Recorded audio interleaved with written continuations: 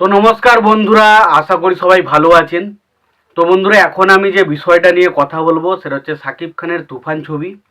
তো এই সাকিব খানের তুফান ছবি কি কি রেকর্ড তৈরি করলো সেই সমস্ত বিষয় নিয়ে আলোচনা করব, এবং তার পাশাপাশি ছবিটা কলকাতা থেকে কত কালেকশন করেছে সেই বিষয়ে কথা বলবো। তো আশা করব ভিডিওটা খুবই ইন্টারেস্টিং হবে।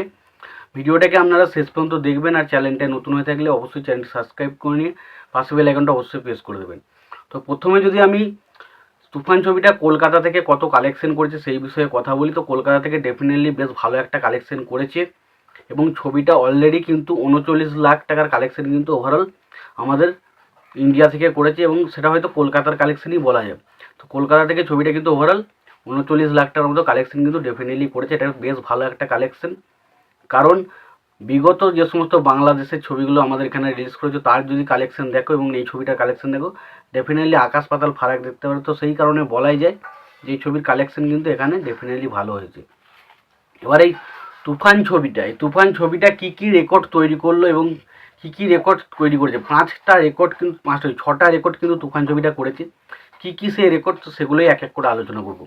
তো প্রথম যে রেকর্ডটার কথা বলবো তুফান ছবিটা এবছর এসে করেছে, সেটা হচ্ছে দুই বাংলা অর্থাৎ এপার বাংলা এবং ওপার বাংলা দুটো জায়গা মিলিয়ে সব থেকে বেশি আয় করা ছবি হচ্ছে তুফান। তো সেটা আমরা অলরেডি জেনে গেছি যে তুফান ছবিটা এমন একটা ছবি যেটা এপার বাংলা এবং ওপার বাংলা দুটো জায়গা মিলিয়েই কিন্তু সব থেকে বেশি আয় করা ছবি হিসাবে কিন্তু কালেকশন করেছে, যেটা কিন্তু আমাদের এপার বাংলার অ্যামাজন অভিযান এবং ওপার বাংলার যেটা বলা যায় যে ছবিটা হচ্ছে প্রিয়তমা, সেই দুটো ছবির রেকর্ডকে কিন্তু অলরেডি ব্রেক করে দিচ্ছে। দ্বিতীয় যে রেকর্ডটা তৈরি করেছে সেটা হচ্ছে বাংলাদেশে যে সমস্ত ছবিগুলো রিলিজ করেছিল তার মধ্যে সবথেকে হায়েস্ট গ্রসার ছবি অবশ্যই তুফান। তো বাংলাদেশে দেখুন এর আগে প্রিয়তমা ছিল, কিন্তু সেই রেকর্ডটাকেই কিন্তু অলরেডি ব্রেক করে দিয়ে নাম্বার 1 জায়গাটা করে নিয়েছে, এটা একটা রেকর্ড।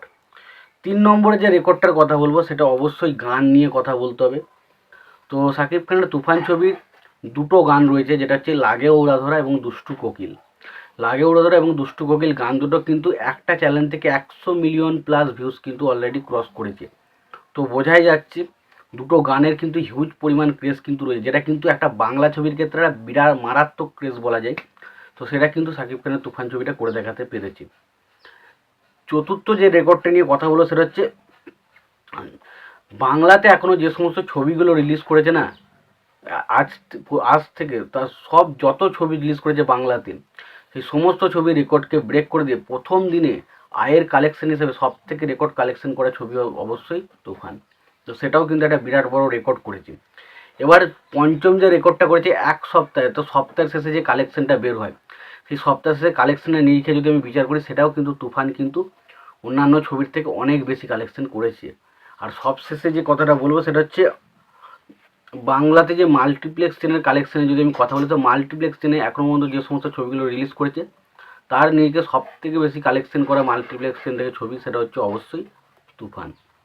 তো বুঝতেই পারছেন তুফান কিন্তু এই 6টা রেকর্ড কিন্তু করেছে, এই 6টা রেকর্ড এই মুহূর্তে ভাঙা কিন্তু ইম্পসিবল, কারণ যেমন রেকর্ড তৈরি হয় ভাঙার জন্যে, হয়তো এখন ভাঙা সম্ভব না, তবে ভেঙে যাবে এটুকু শিওর। তবে দেখা যাক কে ভাঙে রেকর্ডগুলো, সাকিব খান নিজেই ভাঙে না অন্য কোনো স্টার এসে দেব বা জিৎ কেউ এসে ভাঙে, সেটা দেখার মতো বিষয় হবে। তো তোমাদের এই বিষয়ে কি মতামত তোমরা জানিও। তোমাদের যদি ভিডিওটি পছন্দ হয়ে থাকে লাইক কমেন্ট শেয়ার করে দিও।